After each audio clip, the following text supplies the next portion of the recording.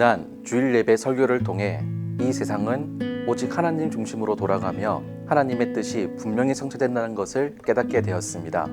주일 말씀은 때로는 베드로처럼 옥에서 풀려나는 기적을 통해 하나님의 구원 역사를 이루어 가시기도 하지만 때로는 야고보처럼 고난을 당하게 하심으로 구원 역사를 이루어 가시기도 하신다는 것을 이야기합니다.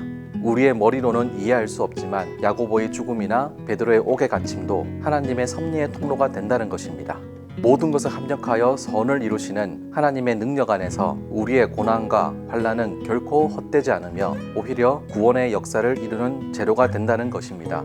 이 메시지 앞에서 그동안 제 인생에서 이해하지 못했던 고난과 역경들 앞에서 무너지고 아직도 해결되지 않고 이해되지도 않는 삶의 문제들 앞에서 믿음의 선택을 주저했던 저의 모습을 돌아보게 되었습니다. 무언가 잘 풀릴 때에는 하나님의 일하심에 동참하고 있는 것처럼 여겨지고 잘 되지 않을 때에는 하나님께서 함께하지 않는 것처럼 느껴지기도 했습니다. 하지만 이제 상황들에 얽매이지 않기로 결단합니다. 내일 일을 염려하지 않기로 결단합니다. 왜냐하면 먼저 하나님의 나라와 의를 구하면 어떠한 문제나 환난과 역경도 전혀 문제가 되지 않고 오히려 이런 환난을 통하여 하나님의 능력이 더 확실하게 드러나기 때문입니다. 또한 오늘 말씀 속에서 저의 연약함과 믿음의 부족함을 핑계대며 그동안 하나님의 나라와 의를 구하는 것을 기피했던 것을 돌아보았습니다. 그러나 저의 연약함 역시 전혀 문제가 되지 않는 것을 발견했습니다.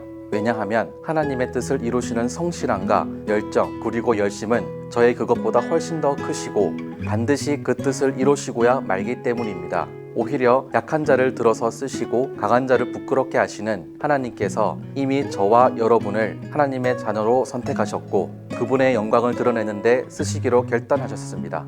지금도 하나님의 나라를 확장시켜 나가는 데 쓰임받도록 훈련시키시고 인도해 주시고 계십니다.